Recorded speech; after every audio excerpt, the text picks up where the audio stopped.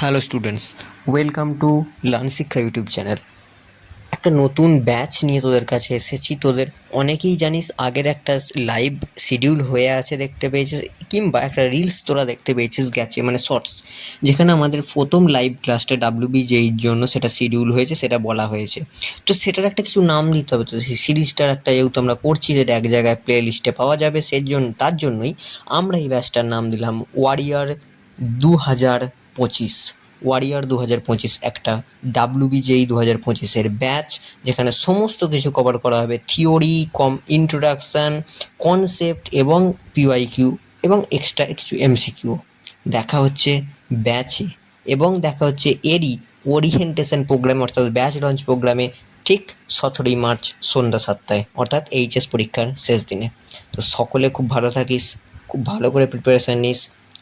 দেখা হবে 7টায়। বাই।